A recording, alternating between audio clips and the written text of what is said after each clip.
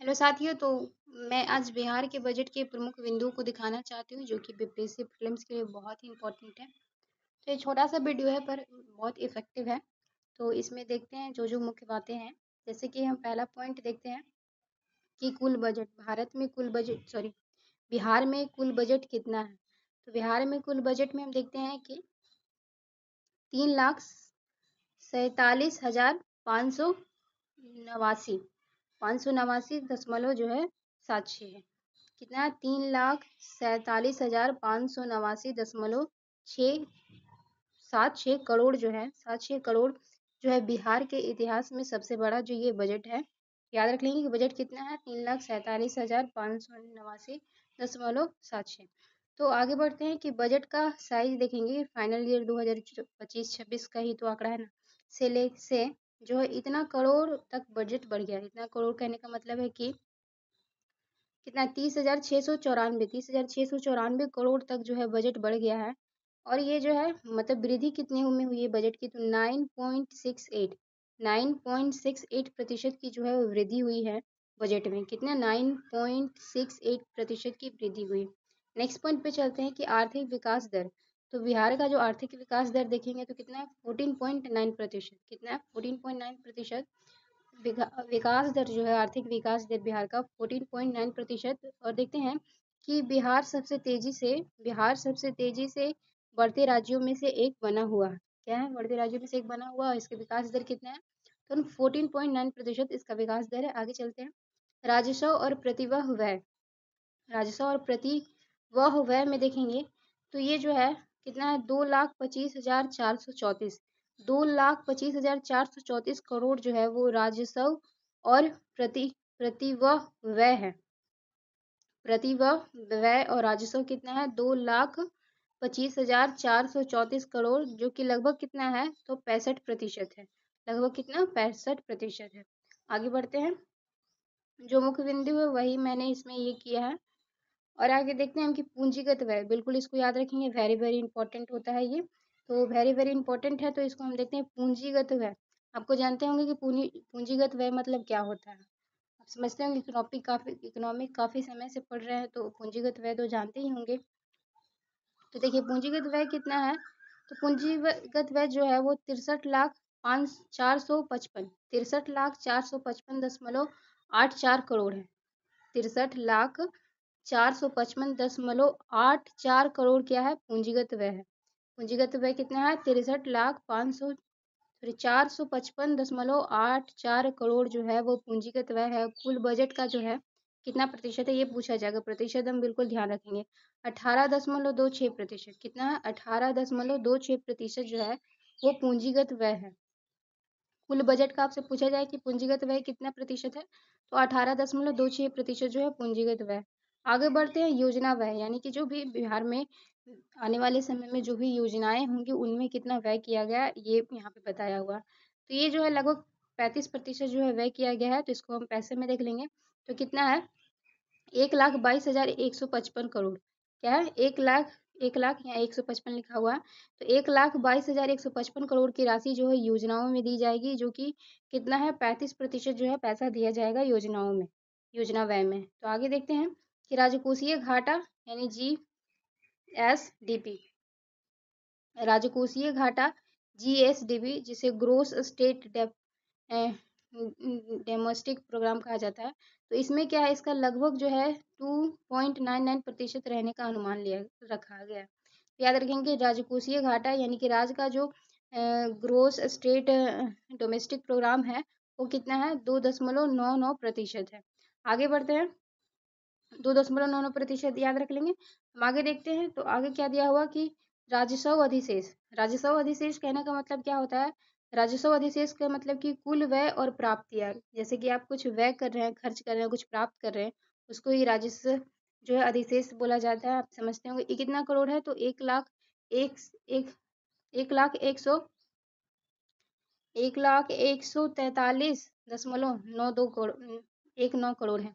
एक 1 लाख नहीं है क्योंकि 11,043 है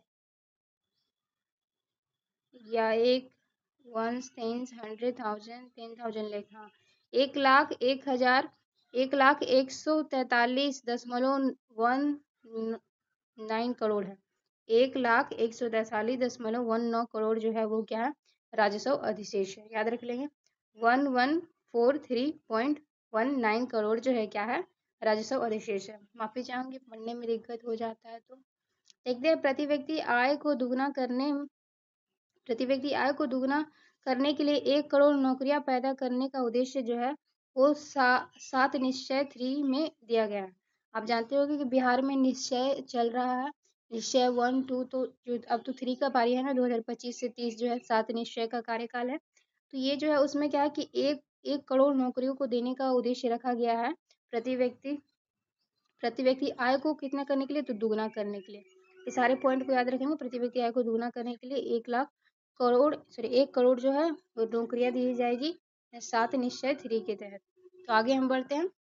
तो आगे हम देखते हैं बजट जो है 7 निश्चय में क्या क्या आते हैं। 7 निश्चय 3 में तो पहला समावेशी विकास, दूसरा रोजगार, तीसरा शिक्षा, चौथे में महिला सशक्तिकरण, पांचवे में कृषि, छठे में बुनियादी और सातवें में आम लोग। तो ये 7 निश्चय है, इन्हीं को विकास करना 7 निश्चय है। तो ये सब सारे याद रखेंगे, आम लोग, बुनियादी ढांचा, कृषि, महिला सशक्तिकरण, शिक्षा, रोजगार और समावेशी विकास, क्योंकि पूछा जा सकता है। तो केंद्रीय निर्भरता जो है 73% है। कहने का मतलब है केंद्रीय निर्भरता का कहने का मतलब है कि जो भी राज्य सरकार यानी जो भी बिहार सरकार कार्य करेगी उसमें जो है 73% मदद लेगी केंद्र से। तो यही कहने का मतलब है केंद्रीय निर्भरता कितना है, तो 73% है। आगे बढ़ते हैं राजस्व व्यय तो कितना है, 65% है, जिसे प्रतिव्यय कहा जाता है। राजस्व व्यय का मतलब है कि वेतन, ब्याज और पेंशन जो दिया जाता है। आप जानते हैं कि वृद्धा पेंशन या बुजुर्गों को पेंशन दिया जाता है, विधवा पेंशन दिया जाता है, ब्याज जो हम लोग लिए हुए हैं कर्जा वो भी तो राज्य को भरना होगा, वेतन जो कर्मचारी लगे हुए हैं कार्य में उन्हें ही हम राजस्व व्यय कहते हैं। वो कितना है, तो वो 65% है। कितना है, 65% है। याद रख लेंगे। पूंजीगत व्यय देखेंगे, पूंजी कहाँ कहाँ निवेश किया गया है। तो देखते हैं पूंजीगत व्यय, ये जो तो 18.26% मैंने उसी समय बताया था। तो याद रख लेंगे 18.26% क्या है, पूंजीगत व्यय है बिहार के बजट में। ये वेरी वेरी इंपॉर्टेंट। देखते हैं प्रति व्यक्ति वही है ग्रोस स्टेट डेवलपमेंट या डोमेस्टिक होता है प्रोग्राम, वो कितना है, तो प्रति व्यक्ति जो जीएसडीपी है, जीएसडीपी कितना है, यानी अच्छा जीएसडीपी ये जो है प्रति व्यक्ति आय की बात की जा रही है। तो प्रति व्यक्ति आय जो है वो बिहार में अगर पूछा जाए तो वो कितना है, 76,490 बिल्कुल याद रखेंगे इसको। प्रति व्यक्ति जीएसडीपी याद रखेंगे, ऐसे ही लिखा रहेगा जीएसडीपी, ऐसे नागरिक में देवनागरिक में। तो ये कितना होगा, 76,490 है। आगे बढ़ते हैं। प्रमुख क्षेत्रीय उद्देश्य में हम देखेंगे क्या क्या दिया हुआ प्रमुख क्षेत्रीय उद्देश्य में। तो देखिए शिक्षा के क्षेत्र में सबसे अधिक आवंटन किया गया। अगर आपसे पूछा जाए कि बिहार का जो बजट है उस किस क्षेत्र में सबसे अधिक आवंटन किया है, तो वो शिक्षा याद रख लेंगे। अगर आपसे पूछा जाए कि किस सेक्टर में आवंटन किया गया है, तो आपको मैं आगे बताऊंगी किस सेक्टर में है, पर अभी वो निर्माण के क्षेत्र में है। ऐसे 18 पॉइंट करके दिया हुआ है। तो देखिए आपको बताती हूँ कि शिक्षा के क्षेत्र में सबसे अधिक आवंटन किया गया, कुल बजट का लगभग 20% शिक्षा में, इसको याद रखेंगे, पूछा जा सकता है। तो कुल बजट का लगभग 20% जो है शिक्षा में किया गया है। और जो जो इतना कुल आवंटन जो है कितना है, 68,216 करोड़ दिया जाएगा। और यहाँ पे जो है शिक्षा के लिए उत्कृष्टता केंद्र भी खोले जाएंगे। और आगे बढ़ते हैं कि प्रत्येक पंचायत में एक मॉडल स्कूल भी होगा। क्या होगा, प्रत्येक पंचायत में एक मॉडल स्कूल होगा। आगे बढ़ते हैं। मुख्यमंत्री महिला रोजगार योजना, आप जानते होंगे बिहार का योजना है मुख्यमंत्री महिला रोजगार योजना के तहत प्रति परिवार एक महिला को जो है 2 लाख रुपए दिए जाएंगे। क्या दिए जाएंगे, प्रति परिवार जो है प्रति परिवार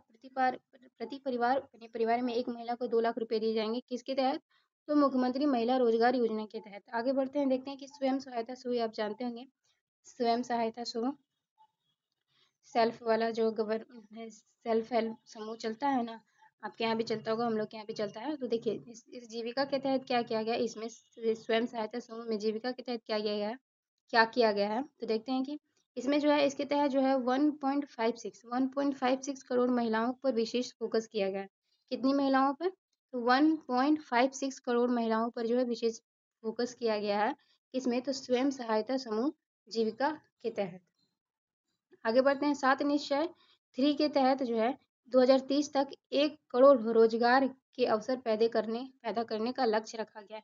यानी कि 2030 तक जो बिहार सरकार वो 1 करोड़ रोजगार पैदा करेगी। किसके तहत? तो 7 निश्चय 3 के तहत। और आगे हम बढ़ते हैं, देखते हैं और भी। तो आगे हम देखने वाले हैं और भी पॉइंट है समाज कल्याण। तो समाज कल्याण में जो है बिहार सरकार ने कितना व्यय किया उसको देखेंगे। समाज कल्याण का कहने का मतलब होता है कि महिला, बुजुर्ग और बच्चों के कल्याण के लिए होता है समाज कल्याण। इसमें जो है वो कितना 7,724 करोड़ का जो है आवंटन किया गया है सरकार के द्वारा कि समाज कल्याण किया जाएगा। 7,724 रुपये, सॉरी 24 रुपये बोल रही, 24 करोड़ दिया गया है, रुपये का तो बात है, तो रुपया ही कह सकते हैं। करोड़ 7,724 करोड़ जो है वो आवंटन किया गया है, किस लिए? समाज कल्याण के लिए, महिला, बुजुर्ग और बच्चों के लिए।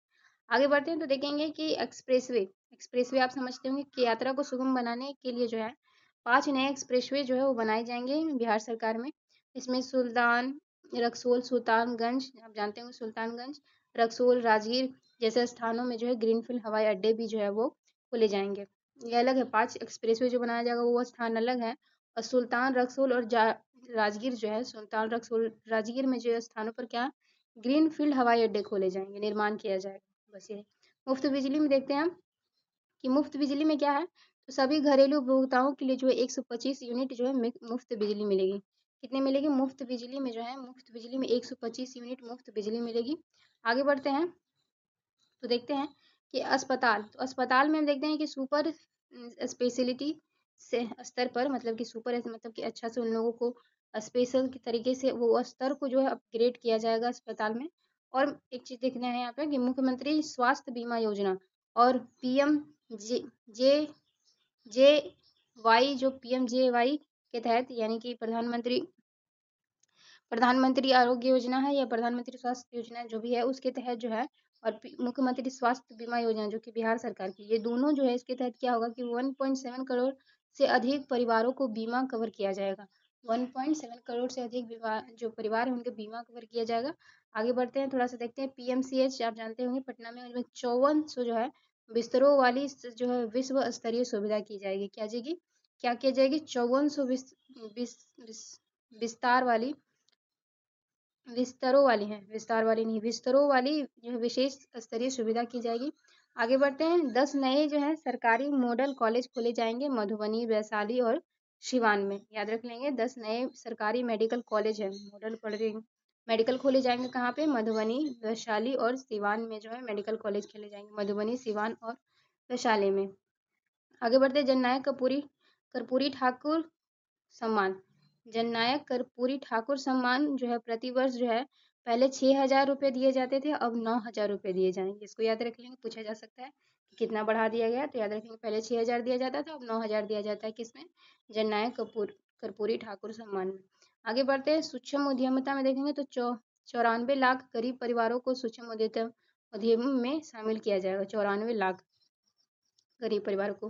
ग्रामीण विकास देखें, ग्रामीण विकास में जो है 22,392 करोड़ रुपए दिए जाएंगे ग्रामीण विकास के लिए। मैंने शॉर्ट में लिख दिया है, तो ग्रामीण विकास के लिए कितने दिए जाएंगे? 22,392 करोड़ दिए जाएंगे ग्रामीण विकास के लिए। फिर देखते हैं ग्रामीण कनेक्टिविटी देखेंगे, तो ग्रामीण कनेक्टिविटी में क्या है? ग्रामीण की आवास और ग्रामीण सड़कों को बढ़ावा देने के लिए, आवास और ग्रामीण सड़कों को बढ़ावा देने के लिए आवंटन किया गया है 23,701 करोड़ का। याद रखेंगे कि ग्रामीण कनेक्टिविटी के लिए या आवास को बढ़ाने के लिए या ग्रामीण सड़कों को बढ़ाने के लिए 23,701 करोड़ का आवंटन दिया गया है। कितना? 23,701 करोड़ का आवंटन दिया गया है। एक बार आप रिवीजन कर लेंगे एग्जाम से पहले तो आपको अच्छा ही रहेगा। औद्योगिक क्षेत्र में देखेंगे कि 50 करोड़ रुपए तक के निजी निवेश को प्रोत्साहन किया गया है, आकर्षित किया गया, प्रोत्साहन किया गया। औद्योगिक क्षेत्र में बिल्कुल याद रखेंगे, औद्योगिक क्षेत्र में जो है 50 करोड़ रुपए जो है वो किसके लिए दिए गए कि निजी निवेश किया जाए। निजी निवेश को जो है बिहार सरकार बढ़ावा दे रहा है, तो इससे याद रखेंगे 50 करोड़ रुपए जो है निजी निवेश के लिए आकर्षित के उपाय किए गए हैं औद्योगिक क्षेत्र में। और आगे बढ़ के हम कुछ पॉइंटों को देखेंगे।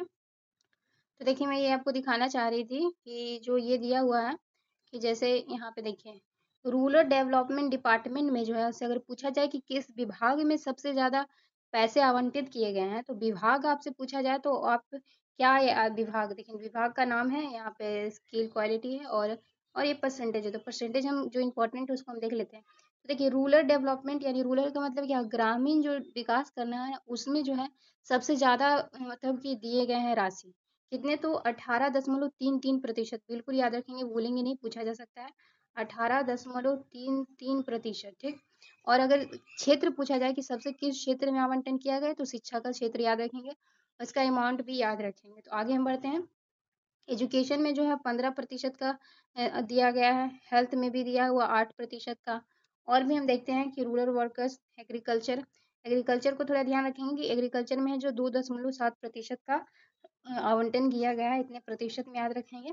और पब्लिक हेल्थ में 1.6 का है, 1.64 का है। और एजुकेशन में तो रुके, क्या बोलते हैं, एजुकेशन में जो है एजुकेशन डिपार्टमेंट, एजुकेशन विभाग में देखेंगे तो ये 5 मतलब 15.02 का दिया हुआ। हेल्थ डिपार्टमेंट में यहाँ 8.21 है। तो ये जो है बताया गया था कि इस तरह से हो सकता है। तो आपसे पूछा जाए तो मैंने जो क्वेश्चन बन सकता है वो बता दिया है। ठीक है।